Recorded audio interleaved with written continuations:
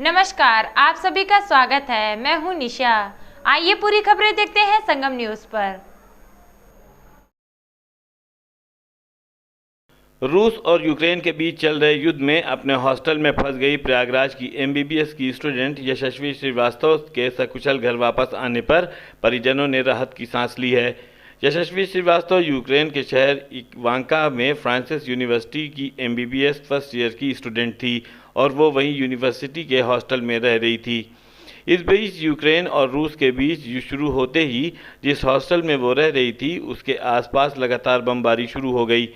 72 घंटे तक अपने चारों तरफ मौत का मंजर देखने के बाद यशस्वी को उस समय एक उम्मीद की किरण नजर आई जब यूक्रेन से बाहर निकलने का एक रास्ता उसे दिखाई पड़ा। यशस्वी के भाई प्रसून श्रीवास्तव ने, जो कि मुंबई में एयर ट्रैफिक कंट्रोल में मैनेजर हैं, ने इस बीच लगातार उसे गाइड करते रहे। प्रयागराज शहर के पोंगट इलाके में रह रहे यशस्वी के माँ बाप भी लगातार अपनी बेटी को हौसला बढ़ाते रहे। इतना ही नहीं, यशस्वी की बड़ी बहन स्तुति ने अपने माँ बाप और अपनी छोटी बहन दोनों के बीच सेतु का काम करते हुए उन्हें संभाले रखा और आखिरकार इस संयुक्त परिवार की मेहनत रंग लाई और भारत सरकार द्वारा किए गए प्रयासों के तहत यशस्वी अपने हॉस्टल के स्टूडेंट के साथ युवाओं को शहर के बाहर ले जाने वाली बस पर निकल पड़ी, जहां बॉर्डर से काफ़ी पहले उसे वहीं छोड़ दिया गया। वो तकरीबन 12 किलोमीटर का सफ़र पैदल चलते हुए -5 डिग्री सेंटीग्रेड में किसी तरह से यूक्रेन के बॉर्डर पहुंची, जहां से वो रोमानिया होते हुए दिल्ली और दिल्ली से सीधे अपने गृह नगर प्रयागराज पहुंच गई। अपनी बेटी को सही सलामत घर पहुंचने पर उनके परिजनों ने राहत की सांस ली है। जो कहते हैं कि 3 दिन का समय आपके लिए एक नई ज़िंदगी का समय था, क्या स्ट्रगल था? काफ़ी बहुत ही दर्दनाक स्ट्रगल था मेरा और बहुत ही ज़्यादा मुश्किल भरा था। मेरे को ऐसा लग नहीं रहा था कि मैं इंडिया आ पाऊँगी, लेकिन मुझे नहीं पता, शायद भगवान की भरोसे और सबकी वजह से मैं इंडिया आ पाई। काफ़ी ज़्यादा स्ट्रगल था। खाना पीना ये सब तो सेकेंडरी थिंग हो गया था, बस एक प्राइमरी थिंग कि आपको बॉर्डर क्रॉस करना है, आपको बस चलते रहना है, इंडिया आके रहना है। तो मेरा मतलब स्ट्रगल स्टार्ट हुआ था जैसे बम्बार्डिंग हुई थी, तो उसके 2 दिन तक हम बस बहुत परेशान थे। हमें ऐसा लग रहा था कि हम पे ही बॉम्ब गिरेंगे। हम बहुत ज़्यादा डर गए थे। बाहर राइफल लेके लोग घूम रहे थे, सिविलियंस लोग, और हमें ये भी इंस्ट्रक्शन दिए गए थे, साइलेंस बजते थे कि आपको साइलेंट बज रहे तो आपको बम्बार्डिंग में जाना पड़ेगा, आपको बंकास एरिया में जाना पड़ेगा, और अगर आप बाहर घूम रहे हैं तो राइफल चल रहे हैं तो कुछ भी हो सकता है। इवन लोग राइफल लेके घूम रहे थे, तो काफ़ी दर्द का और डर का माहौल था। बट जब हमने सोचा कि नहीं, हमें इंडिया जाना ही होगा, तो हमने शुरू कर दिया पैकिंग।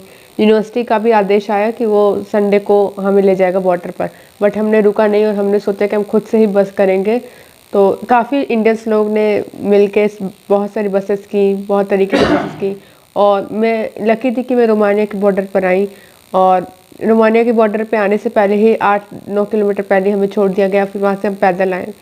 और कितने किलोमीटर में पैदल से? मे बी 10 किलोमीटर पैदल चले। उसके बाद जब वहाँ पे पहुँचे तो हमें पता चला कि जो 2 दिन पहले से बैठे हुए हैं लोग रोमानिया में, उनकी भी एंट्री नहीं हुई है। तो बॉर्डर में करना बहुत ही ज़्यादा मुश्किल है। तो या तो आप आराम से बैठ जाएं और इंतज़ार करें, या फिर आप लग जाए लाइन में और बस जीत की मनोकामना करें कि किसी भी तरह हमें जीतना है, हमें बॉर्डर पार करना है, हर मुसीबत से लड़ना होगा। तो हम बस बॉर्डर पे लग गए और 10-12 घंटे तक हम लाइन में, और वो लाइन नहीं थी, वो बस एक भीड़ थी जिसमें हम जूझ रहे थे। इतना ज़्यादा सफोकेशन था वहाँ पे, मतलब मेरे फ्रेंड्स लोग बेहोश हो रहे थे, उनको अस्थमा अटैक आ रहा था, पूरे लोग रोने लगे थे। वहीं पे कुछ नाजीनस लड़ने लगे थे हमसे, और बॉर्डर का गेट खुल नहीं रहा था, तो बहुत ही ज़्यादा हमें निराशा भी हो रहा था काफ़ी। तो बहुत ही ज़्यादा दुख का माहौल था, डर था, हम बहुत ही ज़्यादा परेशान हो गए थे। और हम मतलब 8-9 घंटे ऐसे खड़े रहते थे और बस एक ही आस में खड़े रहते थे कि कब वो 2 सेकंड आए, वो गेट खुले और हम उसे धक्का मुक्की करके किसी भी तरह उसके पार हो जाए।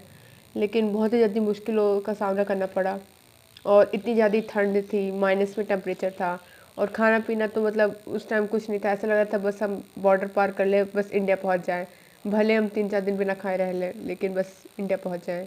आपके भाई ने बहुत मदद की आपकी? हाँ, मेरे भैया ने काफ़ी ज़्यादा मदद की। अगर वो नहीं होते तो शायद मैं आ भी नहीं पाती, क्योंकि उन्होंने मेरे से हमेशा कनेक्शन बनाए रखा, और काफ़ी अच्छे तरीके से उन्होंने मुझे इंस्ट्रक्ट दिया कि किस तरह बाहर जाना है, किस तरह कोप अप करना है। मैं हर टाइम भैया से अपने कनेक्टेड थी, तो उन्होंने काफ़ी मेरी मदद की। इंडिया गवर्नमेंट ने कितना सपोर्ट किया? इंडिया गवर्नमेंट ने काफ़ी मदद किया मेरे बॉर्डर पार होने के बाद वो मेरे बॉर्डर पार होने के बाद से लेके मेरे घर तक पहुंचाने तक उन्होंने अपना जिम्मा लिया और काफ़ी मेरी मदद की। लेकिन मैं चाहूँगी कि बॉर्डर पे इंडियन एम्बेसी की और सारी लोग वहाँ पे जाएं और अच्छे से वहाँ पे की मैनेजमेंट करें, क्योंकि वहाँ बहुत ही बेकार मैनेजमेंट है और वहाँ बॉर्डर पे ही कुछ लोग मर जा रहे हैं, गुम हो जा रहे हैं, गायब हो जा रहे हैं, कनेक्शन उनका टूट जा रहा है। तो मैं चाहूँगी कि बॉर्डर पे और लोग जाएं, सरकार लोग। ठीक है बेटा।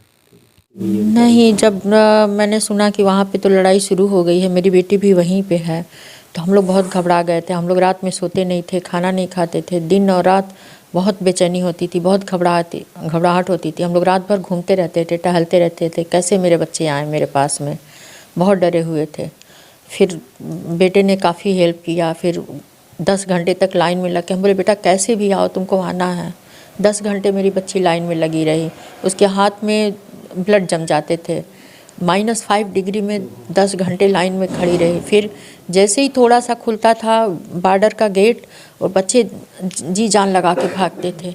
जब बॉर्डर पार किया, इन्होंने क्रॉस किया, तब थोड़ा इन लोगों को भी सांत्वना लगा। जब इंडिया में ये लोग दिल्ली में उतरे, तब मेरे जान में जान आई कि अब मेरा बच्चा सकुशल मेरे पास आ जाएगा, अब मेरा बच्चा सुरक्षित है। तब जाके मेरे को जान में जान आई। कैसे आपको जानकारी हुई, उसके बाद क्या घर की क्या स्थिति थी? देखिए, मेरी बेटी इवानो फ्रांसिस मेडिकल यूनिवर्सिटी में यूक्रेन में पढ़ती है, इवानो सिटी में। तो हम तो मॉनिटर कर रहे थे 1 महीना पहले से ही, जब स्थिति अमेरिका ने कवर करना शुरू कर दिया था। तो हम एहतियात तौर पर यूनिवर्सिटी से भी बात करते थे, और वो लोग हमको यही इंटीमेट करते थे कि नहीं, कुछ नहीं होगा और आप लोग आश्वस्त रहिए, आपके बच्चे आश्वस्त रहेंगे।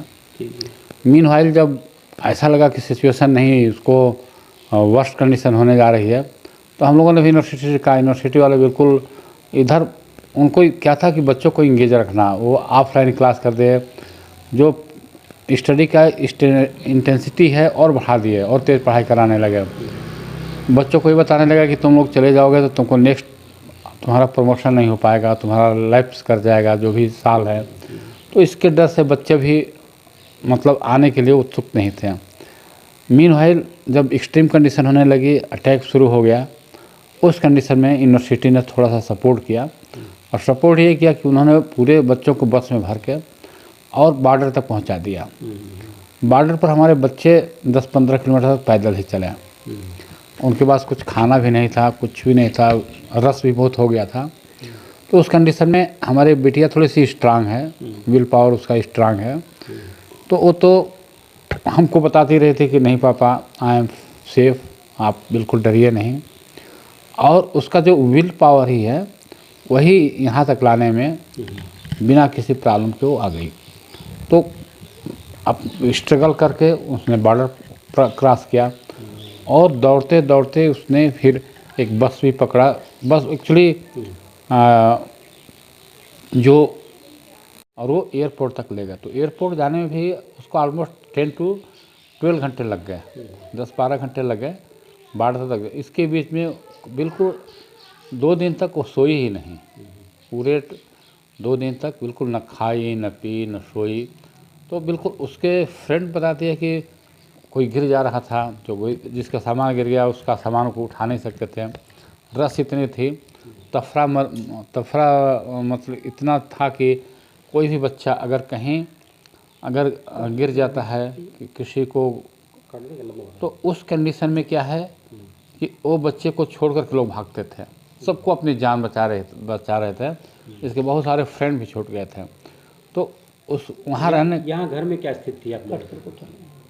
यहाँ में आप लोगों की क्या स्थिति थी जब बच्ची? यहाँ देखिए, जैसे हम तो टीवी न्यूज़ चैनल देखना ही बंद कर दिए थे, उससे लगातार हम लोग बात कर रहे थे। ये भी बोल रहे थे कि हमारा जो मोबाइल है कभी भी इलेक्ट्रिसिटी जा सकती है। हम इसको पावर पैक भी खरीदवा दिए थे, और बोले थे कि ठीक है, तुम SMS से ही हमसे बात कर लिया करो, मत बात करो तुम्हारे जो पावर सेविंग मोड में जा कर के बस। तो हम लोग फ्रिक्वेंटली इससे कांटेक्ट में थे।